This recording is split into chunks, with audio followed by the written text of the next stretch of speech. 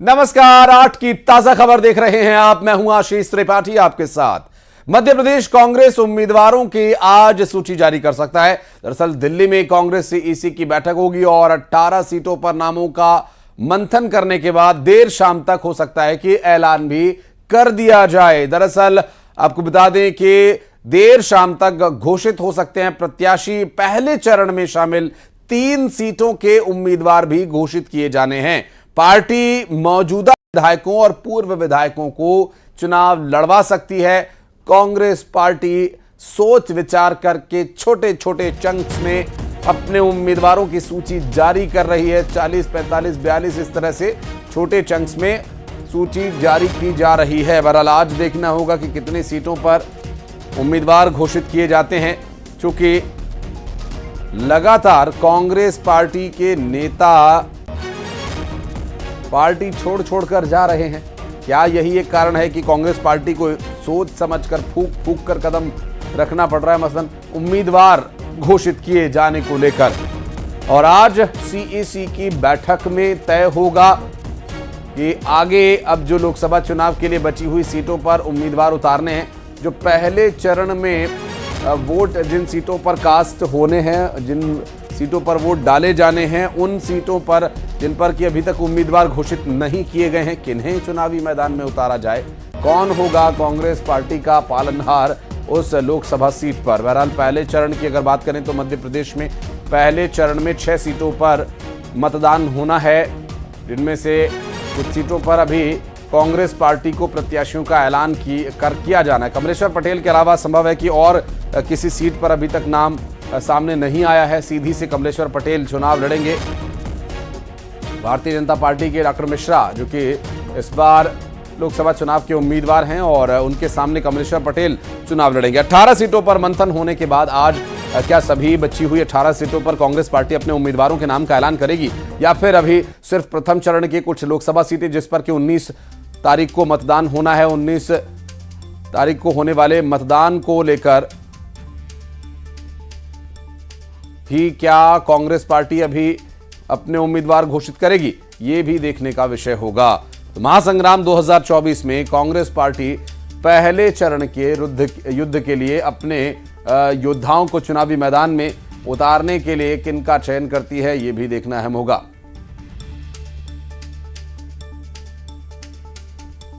और शैलेंद्र भदौरिया हमारे सहयोगी इस वक्त हमारे साथ जुड़ गए। शैलेंद्र, लंबा समय लग चुका है, छोटे छोटे चंक्स में अब तक लिस्ट आ रही है, आज भी सीईसी की बैठक होनी है? देखिए, बिल्कुल आज दिल्ली में बेहद महत्वपूर्ण बैठक होने वाली है। देखिए, परसों जो बैठक हुई थी उसमें मध्य प्रदेश और छत्तीसगढ़ के नामों को लेकर चर्चा नहीं हो पाई, तो यही कारण है कि आज की बैठक में नामों को लेकर चर्चा होगी। जिस तरीके से मध्य प्रदेश कांग्रेस के प्रदेश अध्यक्ष जीतू पटवारी ने कहा था कि सभी सीटों पर सिंगल नाम तय कर लिए गए हैं, आलाकमान को वो सूची दे दी गई है। सीईसी में एक बार चर्चा होगी और उसके बाद सभी नामों का ऐलान कर दिया जाएगा। देखिए, मध्य प्रदेश में पहले चरण में 6 लोकसभा क्षेत्रों में चुनाव होने हैं, और जिन 6 लोकसभा क्षेत्रों में चुनाव, उसमें 3 पर प्रत्याशी पार्टी घोषित कर चुकी है, जिसमें छिंदवाड़ा से नकुलनाथ, मंडला से बात करें तो ओमकार सिंह मरकाम, और इसके अलावा जो है वो सीधी से कमलेश्वर पटेल। 3 नाम जो आ चुके हैं, लेकिन पहले चरण में अगर बालाघाट की बात हो, शहडोल की बात हो या फिर जबलपुर की बात हो, इन तीनों सीटों पर अभी तक जो है नाम सामने नहीं आए। इसके अलावा मध्य प्रदेश की अन्य जो 18 सीट है उन पर भी नामों को लेकर लगातार संशय बना हुआ है। तो उम्मीद है कि आज जब सीईसी की बैठक होगी तो उसमें इन सभी नामों पर आज सहमति बन जाएगी। संभवतः देर शाम तक मध्य प्रदेश के लिए 18 जो महारथी है कांग्रेस के, कौन वो लोग होंगे जो चुनावी मैदान में उनके नाम सामने आ जाएंगे। हालांकि अगर मैं बात करूं तो 18 नामों में अगर सबसे महत्वपूर्ण है तो देखिए तमाम वो नाम सामने आ रहे हैं जो संभावित चेहरे हो सकते हैं। पार्टी अपने विधायक, पूर्व विधायक और पूर्व मंत्रियों पर दांव खेलने जा रही है। देखिए, अगर उज्जैन से बात करूं तो महेश परमार जो वर्तमान में तराना से विधायक है, उनका नाम सबसे तेजी के साथ सामने आ रहा है। अगर ग्वालियर की बात करते हैं तो प्रवीण पाठक और लाखन सिंह यादव, इनके नाम सामने आ रहे हैं। अगर बात जबलपुर की करते हैं हम तो लखन घनघोरिया का नाम तेजी से आ रहा है, मध्य प्रदेश में विधायक अभी और पूर्व मंत्री भी रहे। अगर इसी तरीके से मुरैना की बात करें तो सतपाल सिंह सिकरवार का नाम सामने आ रहा है। इंदौर से अक्षय कांति बम की बात हो रही है। अगर यहाँ भोपाल की बात करें तो श्याम श्रीवास्तव के अलावा जीपी माली सहित कई नाम सामने आ रहे हैं। तो अब देखना होगा कि किन नामों पर पार्टी अपना मोहर लगाती है। देखिए, बहुत सारे कॉम्बिनेशन जो है वो भी साधने हैं। महिलाओं को भी टिकट देना है, ओबीसी को भी टिकट देना है। तो ये सारे समीकरण साधने का प्रयास जो किया जा रहा है। लेकिन एक बात और आशीष सबसे महत्वपूर्ण है कि कई दिग्गज नेता जो है वो चुनाव लड़ने से इनकार कर चुके हैं। देखिए जिस तरीके से दिग्विजय सिंह को गुना से उतारने की तैयारी थी, या फिर जीतू पटवारी को इंदौर से उतारने की तैयारी थी, धार से उमंग सिंघार का जैसे नाम आया था। तो ये शैलेंद्र, संभव है कांतिलाल भूरिया का रतलाम, संभव है कि जिन नामों का आप जिक्र कर रहे हैं ये नाम पीछे हट रहे हैं, इसीलिए बहुत सोच समझकर कांग्रेस पार्टी पूछ कर हो सकता है कि नाम वो तय कर रही हो। हालांकि अब ये कांग्रेस पार्टी का आंतरिक विषय हो सकता है, लेकिन वो लोग, वो कार्यकर्ता जो कांग्रेस पार्टी के लिए सालों से काम कर रहे हैं, उनके लिए बड़ा डिसअपॉइंटिंग हो जाता है, बड़ा ये दुर्भाग्यपूर्ण हो जाता है कि वो अपने कार्यकर्ता, अपने नेताओं के नाम पर एकजुट क्यों नहीं हो पा रहे हैं। बहरहाल अभी की स्थिति पर जानकारी देने के लिए आपका बहुत बहुत शुक्रिया शैलेंद्र। आप नजर बनाए रखिएगा, डिटेल्स लेने के लिए फिर संपर्क करेंगे आपसे, और सीसी की बैठक में क्या कुछ तय होता है ये जानने की कोशिश करेंगे। बढ़ते आगे, बिलासपुर में फांसी के फंदे से झूलती एक छात्रा मिली। इंजीनियर के घर में फंदे से लटकती मिली लाश। पुलिस ने कमरे को सील कर दिया है और इंजीनियर के घर में ये युवती रहती थी। घर में रहकर पढ़ाई कर रही थी, घरेलू काम, बीएड की पढ़ाई भी कर रही थी ये युवती।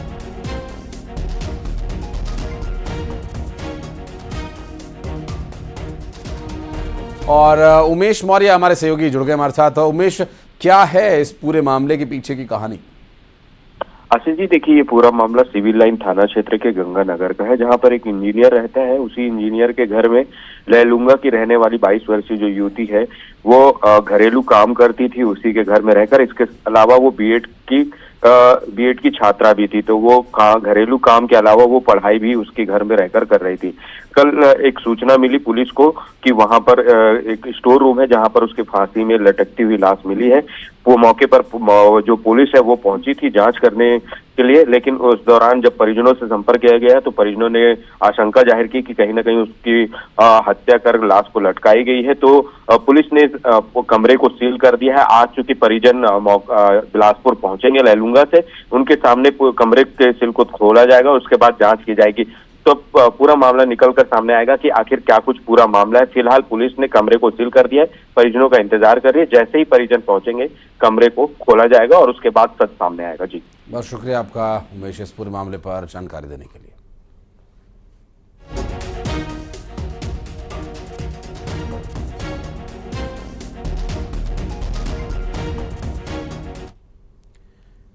और भिलाई में देर रात एक दर्दनाक हादसा हो गया। पिकअप चालक ने स्कूटी सवारों को रौंद डाला और 2 लोगों की घटनास्थल पर ही मौत हो गई। और बताया जा रहा है कि पिकअप सवार जो गाड़ी चला रहा था, पिकअप चालक, उसकी उस वक्त वो अपनी सुध बुध में नहीं था, नशे में धुत था।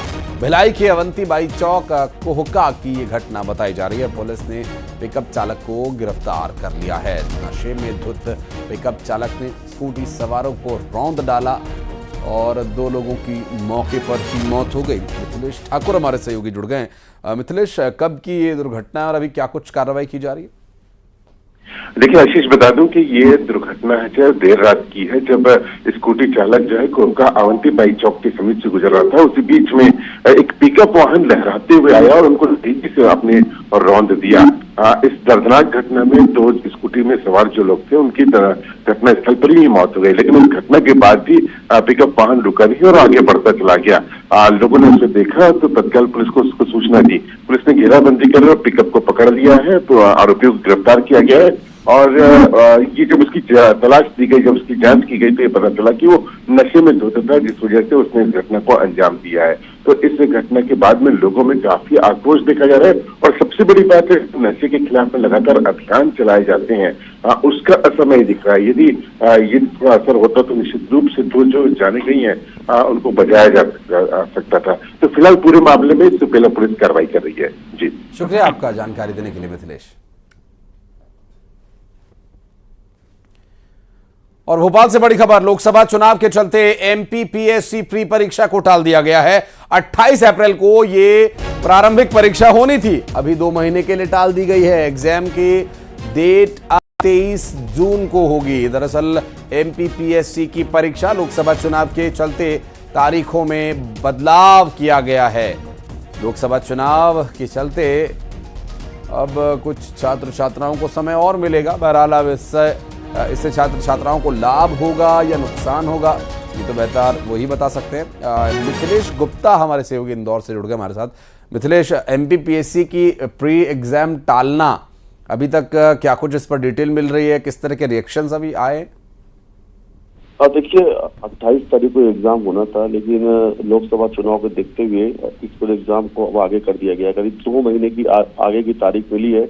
अब ये एग्जाम 23 जून को होगी।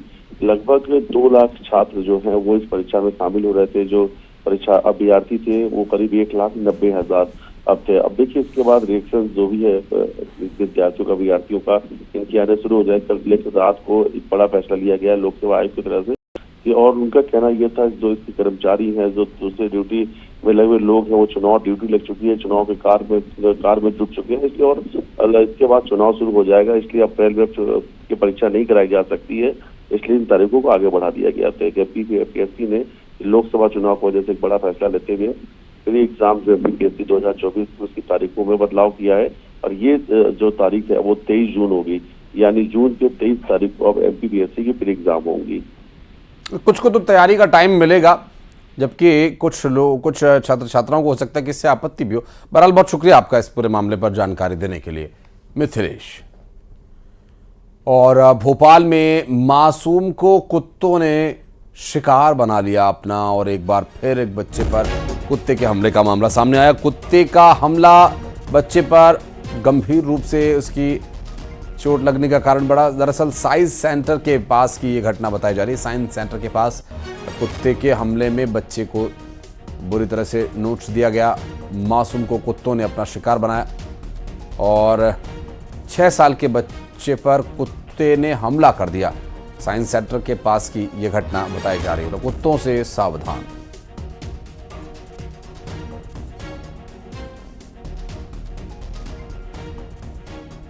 शैलेंद्र भदौरिया हमारे सहयोगी जुड़ गए फोन लाइन पर। शैलेंद्र, क्या है ये पूरा मामला? बच्चे को कुत्ते ने काटा है, कैसी स्थिति है अभी उसकी? देखिए अभी उसकी स्थिति जो है वो चिंताजनक बनी हुई है। भोपाल के नेहरू अस्पताल में उसका इलाज चल रहा है। लगभग रात को 9:30 बजे के आसपास का घटनाक्रम है, जब वो अपने घर के में चुनावी जनसभा आवारा कुत्ते ने उस पर हमला किया, और हमले में वो गंभीर रूप से घायल हुआ है। खासकर उसके चेहरे पर और गर्दन पर जो है वो तेज बार जो है वो कुत्ते के द्वारा किए गए थे, जिससे वो लहूलुहान हो गया था, और उसके बाद उसको अस्पताल में भर्ती कराया गया। देखिए राजधानी भोपाल में जो कुत्तों का आतंक है वो लगातार बढ़ता चला जा रहा है। जिस तरीके से हमने पिछले दिनों भी देखा कि मासूम बच्चों को लगातार ये कुत्ते अपना शिकार बना रहे हैं। एक इलाके में तो एक बच्चे की मौत तक हो गई थी, और उसके बाद कई स्कूली बच्चे जो है उन पर भी हमले बोलने की खबरें सामने आई थी। उसके बाद तमाम तरह के दावे जो है वो नगर निगम की तरफ से किए गए थे कि कुत्तों की नसबंदी को लेकर हो, या फिर उनको डॉग सेंटर में छोड़ने की बात को लेकर हो। लेकिन देखिए अभी भी लगातार ये घटनाक्रम सामने आते जा रहे हैं। बता रहा है कि जो अभियान कुत्तों को पकड़ने के लिए, नसबंदी को लेकर चलाए जा रहे हैं, वो नाकाफी, और ऐसे में जो मासूम है वो लगातार इन आवारा कुत्तों का शिकार बनते जा रहे हैं। जी बहुत शुक्रिया आपका इस पूरे मामले पर जानकारी देने के लिए। और इस बीच इंदौर से एक बड़ी खबर आपको बता दें, शासकीय डॉक्टर के घर लाखों की चोरी का मामला। डॉक्टर स्वाति कौल के घर लाखों की चोरी हुई है। सोने चांदी के आभूषण चोर ले उड़े। 3 बदमाश सीसीटीवी कैमरे में कैद हो गए। मामले की जांच में फिलहाल पुलिस जुटी हुई है।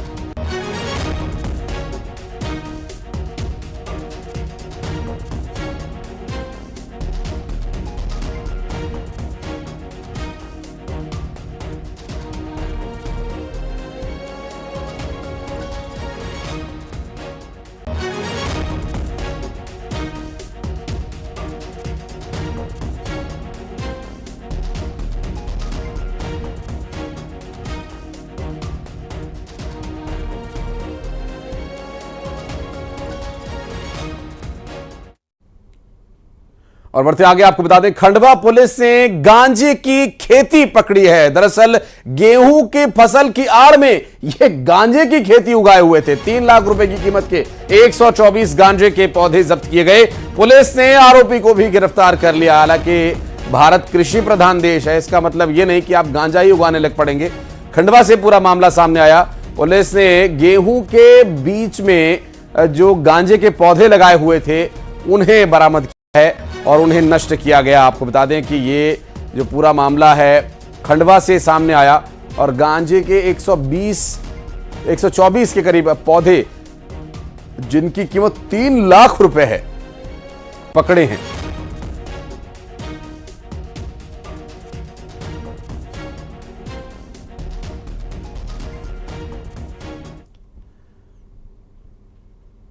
और इस लोकसभा चुनाव में कांग्रेस को और कितने झटके लगेंगे, इस खबर को पढ़ने से पहले मन में यही सवाल आया। दरअसल विंध्य में कांग्रेस को एक और झटका लगने वाला है। पूर्व विधायक यादवेंद्र सिंह भारतीय जनता पार्टी में शामिल होने वाले हैं। सतना निगम के पूर्व अध्यक्ष भारतीय जनता पार्टी में शामिल होंगे। सतना के कई नेता कांग्रेस छोड़ने वाले हैं, जिसमें कि जो सर्व प्रमुख नाम है वो विंध्य में कांग्रेस के बड़े नेता पूर्व विधायक यादवेंद्र सिंह का बताया जा रहा है। सतना निगम के पूर्व अध्यक्ष भी पार्टी छोड़ रहे हैं।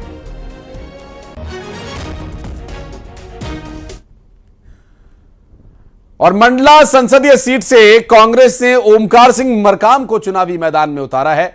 न्यूज 18 से खास बातचीत में ओमकार सिंह मरकाम ने जीत का दावा करते हुए बीजेपी पर जमकर हमला बोला है। संसदीय क्षेत्र का चुनाव है वो पूरी तरह से कांग्रेस के पक्ष में है। हमारे क्षेत्र की जनता वर्तमान समय में समझ गए हैं कि भारतीय जनता पार्टी जो कहती है वो कुछ नहीं करती। ऐसी स्थिति में आपको कुछ हम उदाहरण बताना चाहेंगे। जैसे 2 करोड़ लोगों को हर साल नौकरी देने की बात, अब आप स्वयं सर्वे करके देख लें कि 10 सालों में 20 करोड़ हिंदुस्तान के अंदर किसको बीजेपी ने नौकरी दिया। किसानों की आय दुगना करेंगे। किसानों की हालात ये हो गया कि आंदोलन करके किसान पूरी तरह से अपने अधिकार के लिए परेशान है। आज से करीब 382 साल पहले अटलांटिक महासागर में एक जहाज ने जल समाधि ले ली थी, जिसमें अरबों पाउंड का खजाना डूब जाने की बात कही जा रही थी। और इतने साल बीत जाने के बाद भी अभी तक इस जहाज के मलबे का कोई सुराग नहीं मिला, कोई पहुंच नहीं पाया यहां तक। अब ब्रिटेन की एक कंपनी फिर से इस खजाने को ढूंढने में जुट गई है। कहां तक पहुंची है यह तलाश, आइए इस रिपोर्ट में जानते हैं।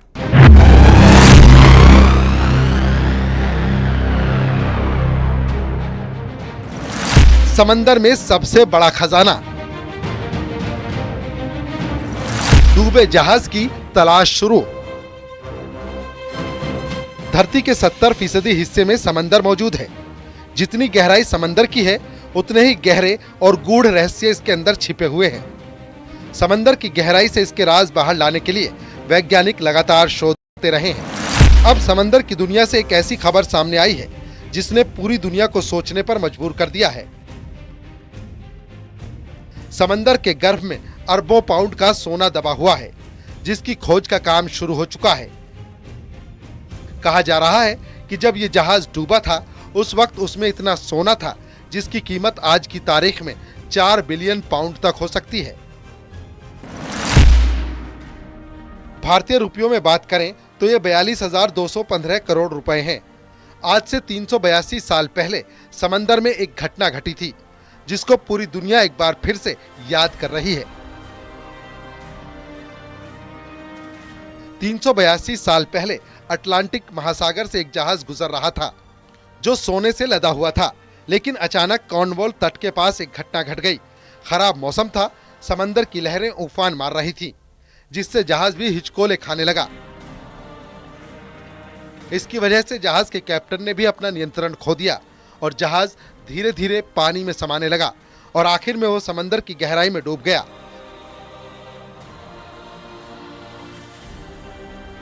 इस घटना के बाद से ही उसका कोई अता पता नहीं चल पाया और आज तक वो जहाज वैज्ञानिकों के लिए भी एक रहस्य बना हुआ है।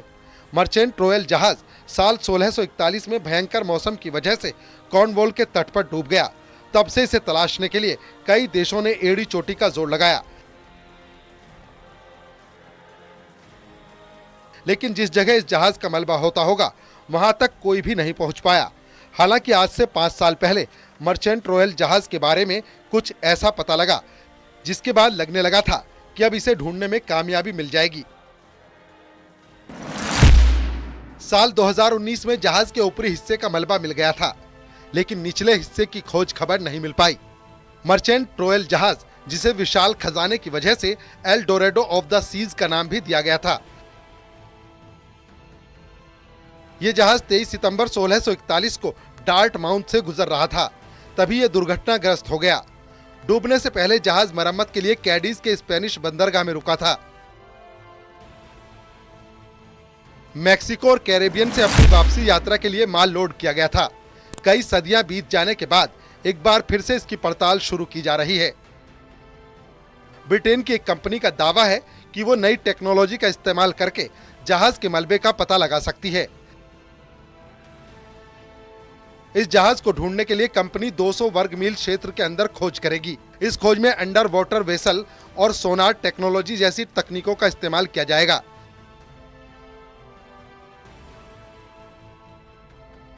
कंपनी के मुताबिक समंदर में हजारों जहाजों के टुकड़े हैं और मर्चेंट रॉयल भी उन्हीं में से एक है। कंपनी का कहना है कि 2024 का पूरा साल शिप को ढूंढने में लगाया जाएगा।